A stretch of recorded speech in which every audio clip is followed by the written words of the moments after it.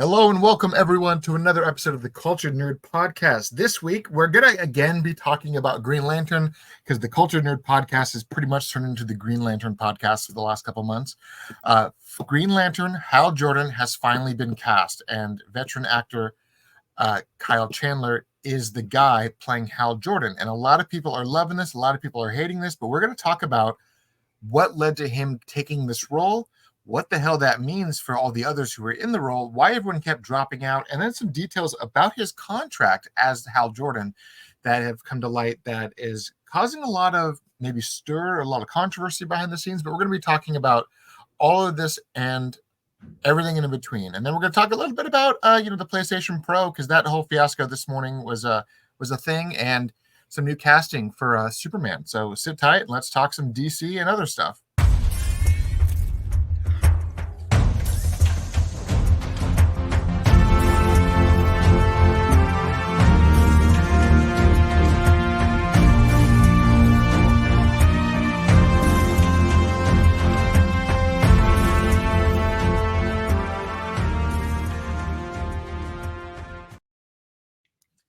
Here we are again. Welcome everyone to the Green Lantern Podcast. Green Lantern news 24/7. We're like CNN, but we're not covering Diddy. We're only covering Green Lantern.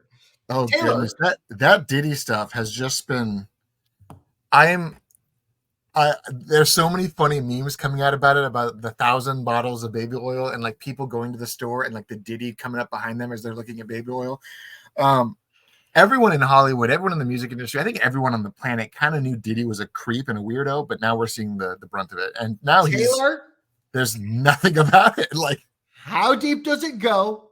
And is anybody from superhero world going to get canceled because of this? Because everybody was at these parties. Celebrities, actors, clergy people, politicians.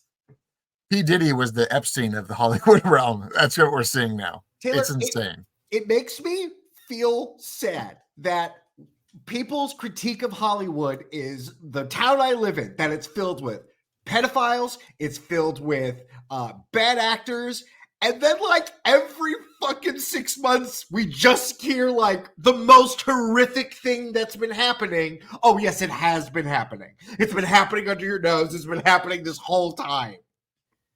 And guess what, everyone? This time it was P. Diddy. Sorry. But yeah, I can't watch Get Him to the Greek anymore. There's too much triggering events in that movie.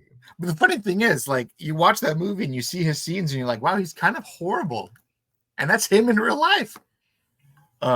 It's just Taylor, it's a hell of a thing. Bad. It's a hell of a thing. So bad.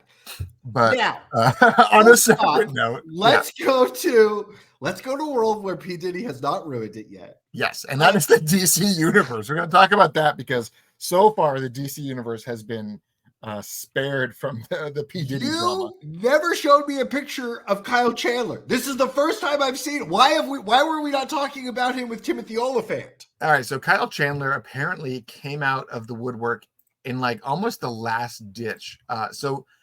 Let's talk about the drama behind the scenes first, because I feel like the drama is kind of where the casting comes from. So yes, initially they set out and had a short list, and these are all the people that were on said short list. We knew about Josh Brolin, we knew about Matthew McConaughey, Timothy Olyphant, Ewan McGregor, Chris Pine, and then slowly, and then they even said, oh, John Hamm's also in the mix. They went through these names one by one by one, and then started saying, okay, Josh Brolin passed. Okay, McConaughey passed. Okay, John Hamm has been saying he doesn't want it for years, so he's probably going to pass as well. And then, lo and behold, the casting comes out of nowhere, out of the woodwork, straight out of left field. Actor Kyle Chandler, who a lot of people were already wanting this guy to be in the DC universe and fan casting him as like Pa Kent because he's got that farm charm. Kyle Chandler from Friday Night Lights and one of my all-time favorite movies, Super 8, gets the Hal Jordan role. And this kind of shocked everybody because everyone was like, whoa, okay, that's not who we were expecting. Kyle Chandler himself is actually no spring chicken himself. He is 6 foot, but the actor is 59 years old. So he is on the higher end. He is closer to my dad's age than my age. And a lot of people were expecting Hal Jordan to be in his 30s. And then you get Kyle Chandler, who is probably going to be canonically Green Lantern for the last 30 years, which is pretty huge. Yeah, and it also means that Green Lantern's going to be using Green Lantern stuff. Yeah. They told this 59-year-old, you're going to be wearing a suit up to your neck. Don't worry about it. We're going to do everything in post anyway. Yeah. There's a reason why you can do this. Same reason why, what's his name is coming back to play Dr. Doom. Because it's just a green screen on his face. It's not too difficult. So since then, we've actually had some absolutely amazing fan art of Kyle. And my hope is that when he's not in the Green Lantern glowing outfit with the mask, the domino mask, he is wearing his Hal Jordan flight jacket. Like that would just be like, I would like it if like he powers down and then it's just like his flight jacket and like a Maverick style back covered in flight patches and stuff. And then John is like, dude, he's like, yeah, I just wear this underneath my suit. And he just like makes some comment about how this is like what he does. I've been fooled in all of this. I will never go down this. I will venture into these waters, but understand that it really doesn't matter into who is the last person that signs on the dotted line. Do we know who his partner is going to be? So we have an idea, but so back to the drama behind the scenes and why there were so many people who said no. That sweet tea. Long story short, the pool has been tainted by Ryan Reynolds. That was actually why Deadpool hurt the pool? No, so nobody wanted, like Josh Brolin, Matthew McConaughey, etc. They all saw the name Hal Jordan, Green Lantern, and they thought back to the Ryan Reynolds film and said, this is not this. The audience may not like this. The audience may not be ready. The audience may think of this. And they basically all went to we can't make this work because if this works, hell yeah. If it doesn't, it'll be the exact same thing and people will be comparing us. So a lot of people backed out because of that. And this has actually happened before. When Chris Nolan came forward to make Batman Begins, there was a lot of people, a lot of Batman movies that were trying to be made that people said, no, I'm not going to do it because Clooney did it last time and that movie was bullshit. So this is actually something that happens where, yes, Hollywood is abuzz about the new DC universe, but certain characters are still kind of like, okay, no one's going to be playing Shazam or Black Adam anytime soon. That is the reality because those two roles are what they are right now. And people don't want to touch those roles. So I think DC is going to say, we're not going to do this. Do you think the opposite is also true? Like Wesley Snipes did such a good job as Blade. They have been unable to find anyone within his lifetime to play the character again. Same thing with Hugh Jackman. Like him or not, I do like him. He really is a good Wolverine. He is Wolverine. That's the reality. And I think a lot of people are basically seeing that. And that's why you have the Blade movie at Marvel that's just dying all the time. Gets new writers, new producers. I was about to say, how many times is it officially? I mean, he's a vampire. How many times has he officially died and come back now? At least 3? It's had like 3 or 4 staffs that have cycled through on this project. And now you have people that are just saying, why not just make a Logan-style Wesley Snipes film and then call it good? And then that's our Blade movie until the reboot. So everyone is like all on the same boat. And that's just crazy. Maybe that is what you do. You give a final chapter and you let Herschel Ali show up when they reset the universe. Yeah. So it's an interesting thing because you had all these big names. All these people were approached. All these people were offered. All of these people auditioned. But the reality was they came to this conclusion that, yes, this is a contract for a character that last time he was played was a box office bomb. So is this a good idea? It speaks also to the power of Ryan Reynolds to shape his career. What a bomb to come back from and to come back from in such a strong way. But he really has taken the reins over what movies he makes and what he puts himself in. It's interesting because that movie bombed so bad that the studio, Fox, didn't want to make Deadpool because they didn't think there was enough star power behind the thing. And it took someone, aka Ryan Reynolds, leaking that previous test footage for the internet to say, we want this. And then they're like, okay, let's do it. And then they did it. And now we are at number 7 or 6 or 7 of the worldwide box office with Deadpool and Wolverine. Yeah. Like, that's how it goes. That's the reality of it. And so that's what was happening. So people were scared to take on this role. But we also learned something very interesting as well. The contract that was offered to Chandler, the one that was signed on and made him Green Lantern, is a TV only contract. So a lot of people quickly said, wait. So he's not going to be Hal Jordan in films? Or are they just not doing Hal Jordan in films? So a lot of people immediately jumped saying Hal Jordan's going to die in this show. He's not going to be in films. That's what they're doing. But at the same time, this is kind of normal for Hollywood, where you do a contract on the project, and say in the contract, we're going to option you to come back if we need you. And then from there, if they do later on need Hal Jordan as well as John in the Green Lantern Corps on film, they'll bring them back. But it does kind of fit along a lot of the information that the main Green Lantern of the Justice League is going to be John Stewart. I mean, I think it's fine to have him in the world, even if he's not in the next thing. He will be a part of it and can show up when he's needed. Exactly. And that's actually what Zack Snyder was doing too. A lot of people tend to forget. Zack Snyder had planned to introduce John Stewart, and then in Justice League 2 Part 2, or whatever, the second half of that, his final chapter, Hal Jordan was supposed to show up with the other members of the Lantern Corps and be the reinforcements. So Hal Jordan was only meant to have like a 10-minute. Hal Jordan was supposed to be the Eagles of the. He was supposed to be the Eagles of the Lord of the Rings. Like, we're here. And they the Lantern Eagles are here. And as a Lord of the Rings nerd, I love it when people are like, why couldn't the Eagles just do this all the time? The Eagles had a pact with Gandalf that they would only help him X amount of times in his entire life. He was holding onto those chips when they were really necessary. That was the reason why they only showed up a few times. He didn't like asking for help because he's like, damn it, there goes all of my favors. So, I love Star Wars so much, and those are space wizards. It makes me sad that they've never done, I feel like I never get just wizard stuff out of Lord of the Rings. They always try to shoehorn a story with elves and stuff. It's like, no, just like go on a wizard adventure for a little bit. Well, that's actually what we're beginning, because it sounds like the upcoming and this is another fun tangent, everybody. You get to hear me nerd out about Lord of the Rings for a minute. Andy Serkis is still working on the Hunt for Gollum, which that project, the Hunt for Gollum, is based on an excerpt and appendixes information about how during the 18-year gap, yes, 18 years, because nobody knew that in the movie, because when you watch the movies, it seems like Gandalf was gone a week, but no, it was 18 years since the birthday. They were searching for Gollum, and it was with the aid of Aragorn and Legolas, who were all basically like, we got to find this little creature. And Gandalf was like heading up this like massive Middle-earth style search party. So the movie was meant to be like the movie's going to essentially be Gandalf, Legolas, and Aragorn just looking for Gollum and fighting people and hunting.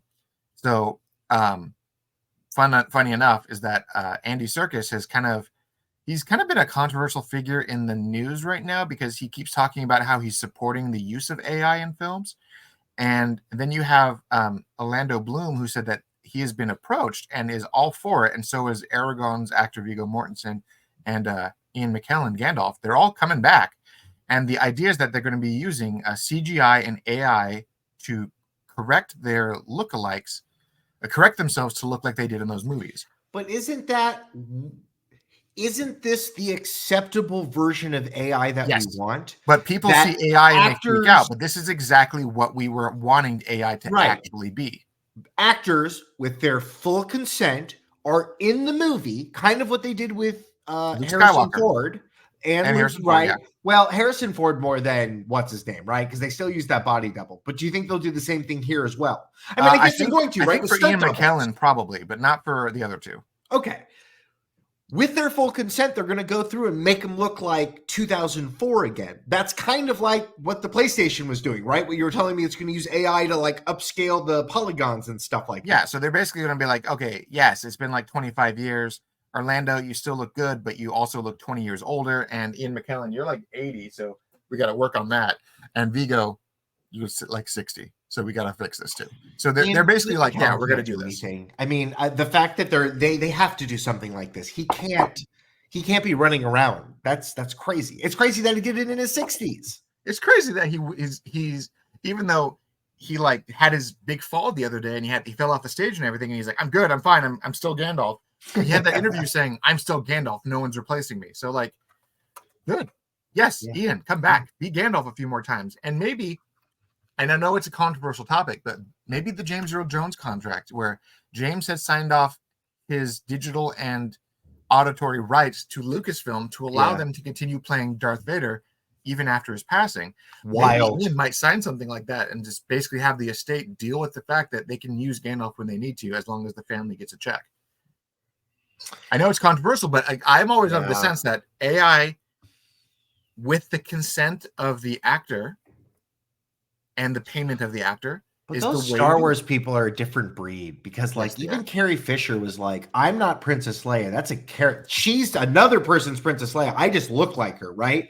Yeah. And like James Earl Jones' voice is very distinct, but like, yeah, Vader is Vader. That's not necessarily him. That's so interesting. Yeah. I wonder, I mean, I guess that's what we go back to in Star Wars, right? We go back to just like the classics now.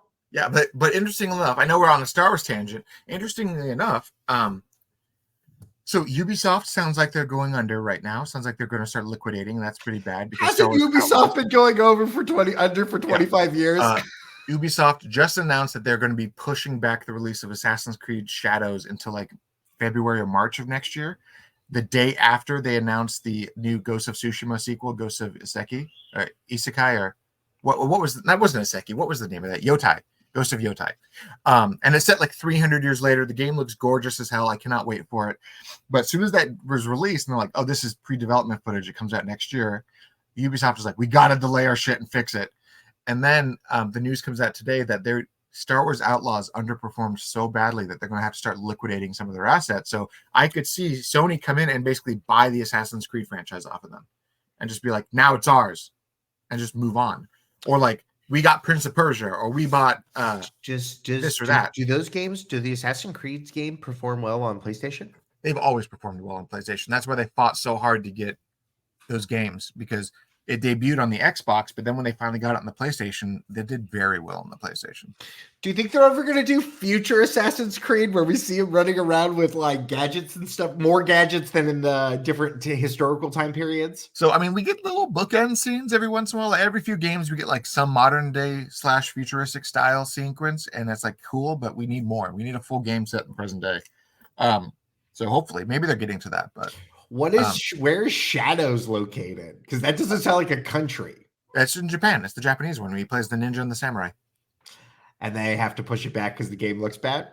The game doesn't look as good as Ghost of Tsushima sequel. So, yeah. And everyone who played Ghost of Tsushima said this is what Assassin's Creed should have been from the start. So everyone basically said Assassin's Creed is now the Temu of Assassin's Creed.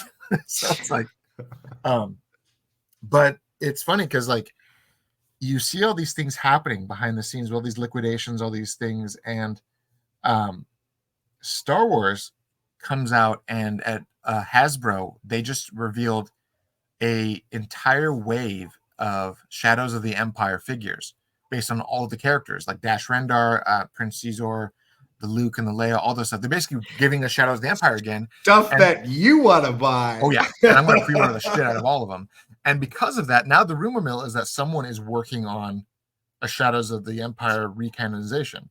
So a lot of people are like, yes, we didn't want Outlaws, but give us Shadows of the Empire, because that's what we want. Because that fills all of the things that Outlaws should have been. But the Star Wars game that underperformed, it also launched poorly. And it then, launched very poorly. That's why it's not underperforming. Right. And the fact that, the people that wanted to play it bought it, but I mean, it's actually really fun. I actually like it a lot. I'm sure they fixed it. I'm sure they fixed a lot of the day one stuff, but you can't get away from that bad publicity unless you are Pokemon. Unless you're Pokemon. Unless you're Pokemon. Yeah, no, that bad publicity was that day one, like, hey, everybody, sorry that we gave you 72-hour access before the game came out, and sorry that this new patch, our day one patch, breaks the game that you had been playing for the last 3 days. So just start the game over. Sorry. So people got really upset with that. And that was a huge issue, because for anyone who bought the game early, right, they had to restart. Their audiences, I mean, probably not streamers, but YouTube content, that's super tough to lose all that time and have to start over again. Yeah. So basically, if you wanted to play the game and not have all of the game-breaking issues, you had to restart no matter where you were at, which is just absolutely horrid for the promise of spending X amount of more money to play it early, just to basically say you're basically playing a demo. The real game comes out on Friday. Shitty. Yeah. So that was a huge PR fiasco for them, on top of everything else going on. And the fact that people just basically said, female protagonist, we don't want this game. So which is like, which is, I know it's stupid. We it's all agree so it's stupid. nonsense. And that's so nonsense. I can't believe we're arguing over that. That's really shitty. It's really shitty. Star Wars has always been this progressive sort of pro-feminist platform ever since the advent of Princess Leia and the fact that she like flying around with a gun 90% of the time and not just being a damsel in distress. So anyone who says strong female characters do not exist, I don't know what the fuck movies you've been watching the last 50 years. But I printed out an Apple of Eden from Assassin's Creed, and I'm bondoing it together. So that's what I'm dealing with, everyone. Who gets to play with the balls when you're done with them? They go on the shelf, or do the kids get to play with them? When I finish it and I sand it and I spray paint it gold, it's gonna go on my shelf. Okay. When I have an Apple of Eden on my shelf. Okay. Yeah. You promised, and I won't let you forget. What was the casting from Sueprman? So before we get to that last little bit, the other update was that there was another name thrown into the mix for Jon Stewart, and that was the actor from, oh my goodness, I had that written down and I just lost it. Let me just Google it real fast, because there was a recent casting bit that they brought it up, and the guy here, oh, there it is, found him. Kelvin Harrison Jr. was another name that was just kind of added into the mix. This actor has now been rumored to it. He was the guy who played B.B. King in the Elvis movie. So he was actually... I don't know. Yeah. I have not watched. I didn't. Haven't watched Elvis? It's actually really good. I couldn't finish it. I liked it a lot. But B.B. King's very early in the movie. So he's like the black guy that Elvis is friends with in like the first Okay. But the big rumor is that all the scoopers and the reporters are basically saying Damson Idris, the fellow here on the far left, not in the center, but not the cartoon, the guy with the actual hair in the photo. Yes, Taylor, the real man. I know who you're talking about. So he is actually the biggest front runner. So he may be our new Green Lantern. I think he looks great. I said he looked great last week. I would love for him to be the new Green Lantern. I mean, ironically, because everyone is also saying, the internet is basically saying that the Rebel Ridge actor Aaron Pierre in the middle is the guy who got the job. So you have, it's basically between these two is what it sounds like. And that's what we've been saying for weeks now, but it's between these two. I don't trust the internet. They didn't know nothing about Diddy parties. They need to get on their chops and figure out what's going on. They need to stop. But so aside from all that, lastly, Sueprman is now in post-production, and it was revealed out of nowhere that Alan Tudyk is in the cast of Sueprman. Sounds like a voice of something. It has to be, because Alan Tudyk is already doing a voice for Creature Commandos, Mr. Phosphorus, Dr. Phosphorus. You think he's in Creature Commandos? You think he's being a Creature Commando voice, or do you think he is a robot voice of like the what do you call it? Say solitary confinement, Superman's base. I would like it to see if that he's like the voice of Superman's robot. Is it like Helix, I think, something like that? The robot that goes around the fortress. That'd be fantastic. Because I've always been a huge fan of Alan Tudyk. Like, yeah, he does the weird voice of the chicken in Moana, but he's also known, like, I've been a fan of his since we were like in high school when A Knight's Tale came out. Taylor had Knight's Tale on DVD. It was a hot DVD. I actually didn't. When we saw that movie, I think it was it Tom or Handsome Rob who showed it to us the first time, and I was like, "This is great." But I borrowed it from you. I never owned it, so I don't know who you borrowed it from, but it wasn't me. But I also knew him from Firefly. He's a fantastic actor, and one of my favorite comedies of all time, Tucker and Dale versus Evil. If you have not seen it, internet, watch it. It is the funniest damn movie. 2 thumbs up. That movie is a fabulous movie. If you have not seen that movie, go see that movie. That movie is a satirical take on stereotypical slasher films, and it's the funniest damn movie because it's so funny. The opposite perspective, and like Tucker and Dale are these 2 friends who spend their life savings on this really shitty haunted looking cabin, and a bunch of high schoolers or college kids are going up to that cabin, and they think that Tucker and Dale are like the bad guys, and they're trying to like set booby traps to fight the guys trying to kill us. And they're like, why are these college kids trying to kill us? And it's like this really funny movie of just absolute insanity and miscommunications, but it's such a great movie and I love it to pieces. And he's currently on TV for that show Resident Alien. Yeah. He was also the voice of K2SO from Star Wars. He is the big black android from Rogue One. He's got a great nerd pedigree. I can't wait to hear his voice. Hopefully he's something like that, but I wouldn't be surprised if, I don't know, maybe there's a weird little cameo or something. Yeah, I mean, it's fully possible that since we already have Rick Flag Sr. in this film, that we're going to have his character from Creature Commandos appear, and he's just voicing that character. Sure. But all we know is that he was recently spotted in the cast photo of everything. So everyone realized very quickly that Alan is in the cast photo. What is he doing in the cast photo? Holy shit, he's in the cast. So people started putting it together and realizing that he's actually part of this film. Very cool.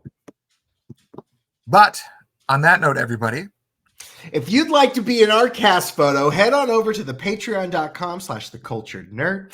Thank you so much to all of our wonderful patrons. Thank you for keeping us afloat. If you'd like to do it the free way, head on over to any of the platforms that we're on. Please like, comment, subscribe. Question of the day. Now that we know what's going on, we know who our Green Lantern's going to be. What kind of adventure do you want to see them on? Or what kind of Green Lantern things do you want to see that ring turn into? I'm your co-host, Michael Santel. Taylor Murphy is your main host. Thank you for joining us, and we'll see all you kids and cats next time. Thank you, everybody. See you next time. And we'll talk about probably more DC, probably not Green Lantern. I swear, there's got to be not much Green Lantern news. We'll talk about the Penguin show. I want to talk about the Penguin show. Yes, we will talk about that. A lot of people want us to talk about the Penguin show, but we just didn't have time today to do it. So maybe this weekend, maybe we'll talk about it. But I'm loving that show. It's fantastic. Loving it.